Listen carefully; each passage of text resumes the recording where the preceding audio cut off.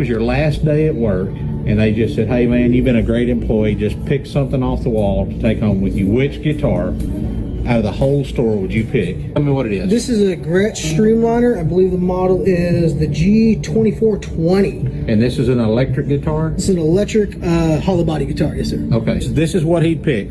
Show me like what the capabilities of this instrument are.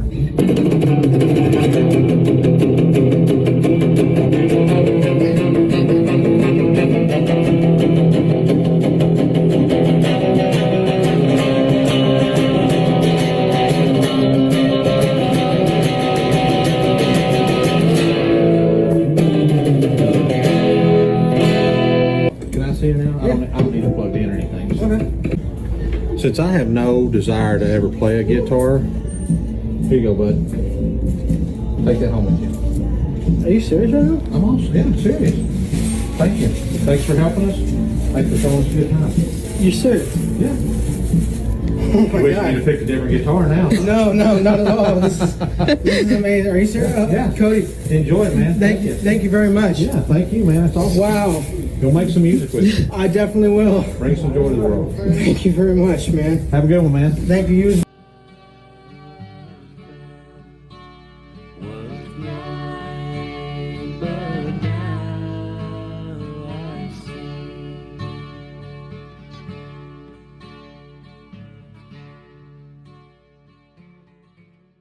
Thanks, guys. So glad to be here. Yeah, long time listener, first time caller.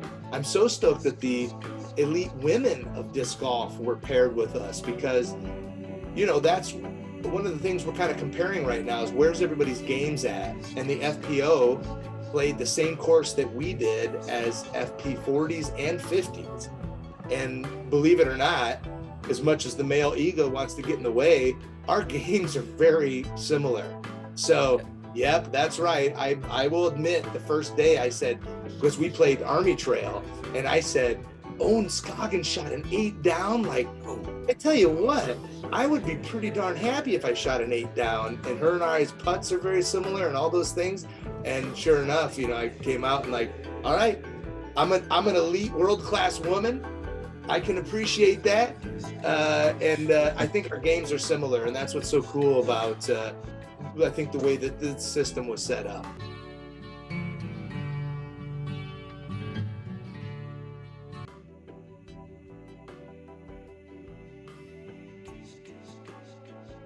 You also have to think, like, I might not have a job if it wasn't for all these people supporting disc golf and loving disc golf and coming out to the events. So you, like, I think about it that way. And I also think about it like, well, when big tournaments came to my town, I was the same person that wanted Paul McBeth's autograph.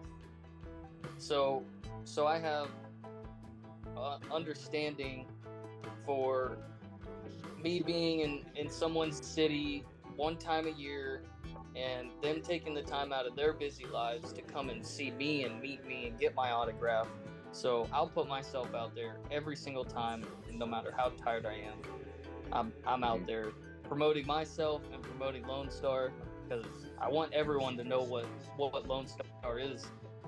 Because like we were just I just went to Michigan. They didn't have any Lone Star. Like no one has Lone Star up there. So I had a box of 100 sent with me, and one of the Ranger team guys came up to the course. This is actually really cool. I didn't even know he was going to be there. I was just selling discs at a doubles tournament, and then he ended up being there, and he had a bunch of discs at his car. So we had a table with discs for sale and testers. So before they bought it, they could test them, and we didn't have a single person that tested a disc and didn't buy it. They all loved them. I love spreading the Lone Star plastic around the country and getting it in people's hands because it's changing people's games.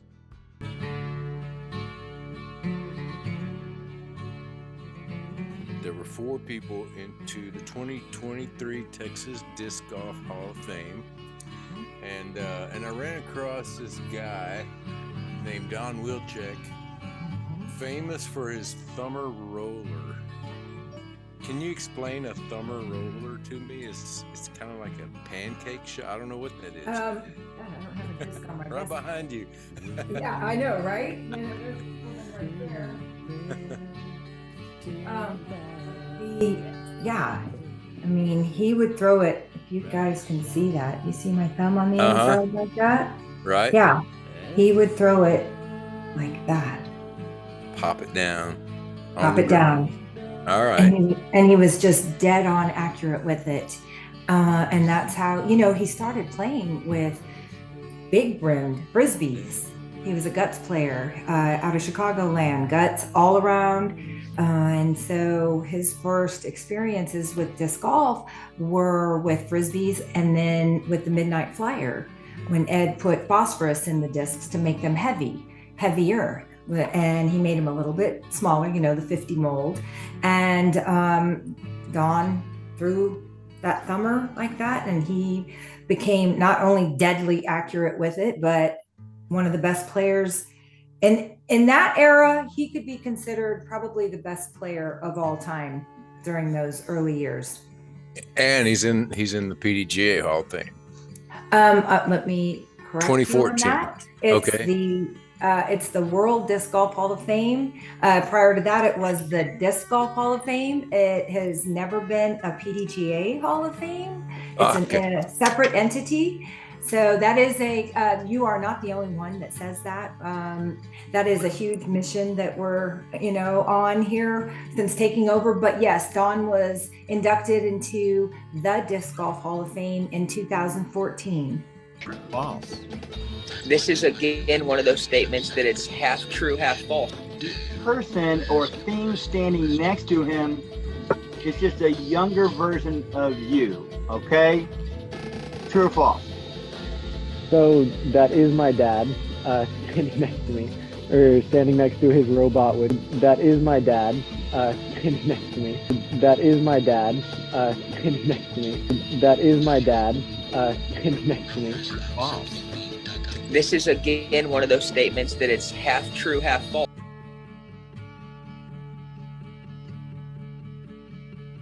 Is do you, you know, true or false, do you believe that Robert Bird is a robot? After seeing some of the things he's done on disc golf, he's got to be part robot or something. Like that man is a machine. He is, yeah. I would probably say a little bit, but as far as like, he doesn't look like it, but his mental game is definitely a little bit different. So he's definitely built a little bit different mentally. A lot of my goals that I have are personal, and I'll kind of keep a lot of them myself for the moment. But there's one big one that I think is pretty obvious, and that's last year I made the Pro Tour Championship play-in. This year I want to make the Pro Tour Championship by itself, not the play-in. I want to go into that event knowing that I am in the top 30 or whatever it is that they have. Because that would mean something to me. So, and it's also an improvement from where I was last year. So that's like the main goal that I have. And I think to do that, it requires me to play a little bit more consistent throughout the year. And if I do that, I'll meet some of my other personal goals that I have set.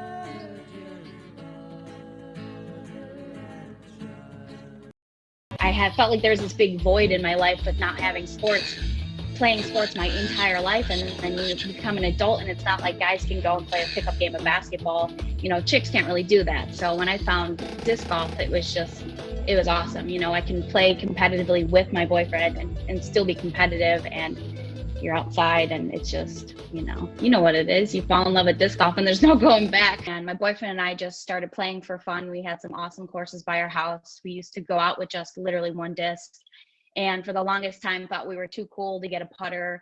And then we just became obsessed, like everyone, it seems like, gets, you know, once you get that itch with disc golf, and just started playing more and more. And like 4 years ago, we decided we wanted to move to Arizona. My dad lives there and the weather's amazing, and we wanted to be able to play disc golf year round. And so we were there for about 3 to 4 years. And that's when I got my first taste. It took me a long time to really want to play in tournaments. I didn't think I was good enough.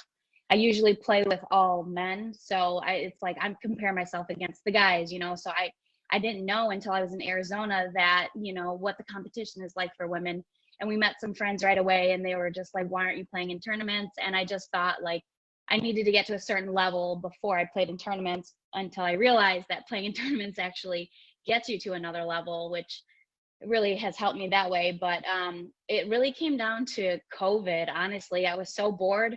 We were working from home, literally barely left our house. There's nothing to do besides play disc golf. And we just started playing more and more. I just started getting better and better and decided, let's take it serious. Let's play in some tournaments. So I started an FA1, and well, actually my first tournament I ever played was like the week after I moved to Arizona on the Phoenix Ladies Open. I played an intermediate. I took second place. I couldn't believe it. And then it was like a year or two after that I played in FA1, and then played a few tournaments that year. And then the following year I was like, I just need 1 year of FA1 and then I have to move up. I know I'm good enough for it. So kind of just started there and really worked on getting all the shots.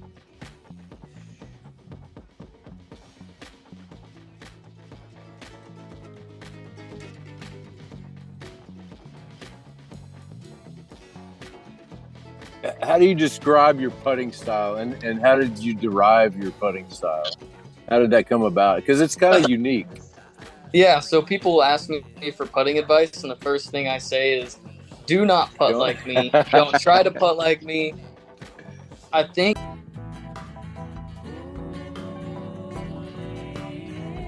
Thanks, guys. So glad to be here. Yeah, long time listener, first time caller. Well, and I'll give a quick plug to my current tour series, which is the goat riding Yeti. We know that Des is sponsored by Mint Disc now, and her signature disc is the goat. So of course the Yeti, and I had to pay some homage to this. So incredible artwork. This is a Glow Yeti ABR that's out on discnation.com right now. You can get it.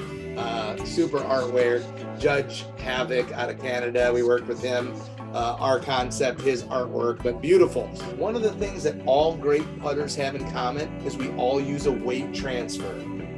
Every single sport comes out of the core, right? So the core muscles in your hips, the hips drive everything, whether you're hitting a golf ball, hitting a baseball, pushing a blocking dummy, everything is based out of the hips if you're doing it correctly. Disc golf is no different. If you're throwing a disc, it's all generated out of the hips, and the arm becomes the whip. So yeah, real quick, I mean, the spin is obvious, right? I mean, the Frisbee starts with the spin. So the spin is kind of the easiest putt for people to learn. The pitch style is what we see a lot of the players using, the pendulum of the arm, and it's more of the pitch from the ground to the target. If you're doing a push putt, the push is actually the push out of the hips and the back leg, and the arm is just a natural extension. So the way I describe a push putt is, and the way I do it is, 60% of my entire putting power is coming out of my back leg, pushing through my hips to my arm, which really is only 10% of the action, and then 30% in the wrist pop and the finger pop at the end. So 60% push out of that back leg. I was 2 years old. Whoa. So when you're 2 to 10, the disc is way too big to just don't throw a normal putt like in front of your body. Your arm wouldn't be able to stretch out at all because your arm's already straight pretty much when you're that little, trying to hold the disc like at your belly and putt straight. So I think just to make it work, I would go to my side so I could get more swing out of it and get a longer putt out of it. And I've been doing it my whole life, so I've never thought anything of it.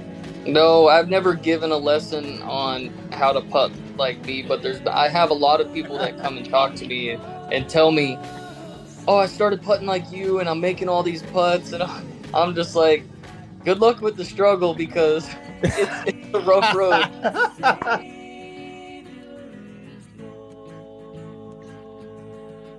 Way to go.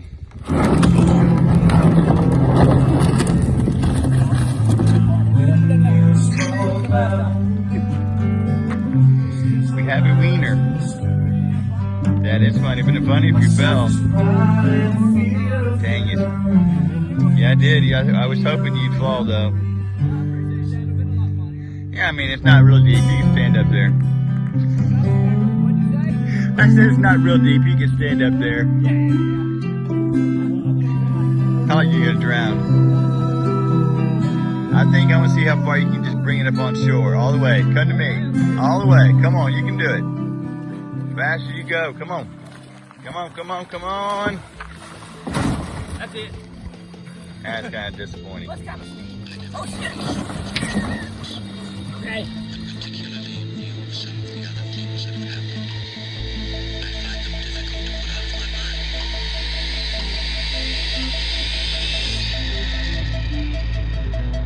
Open the pod bay doors, Hal. I'm sorry, Dave.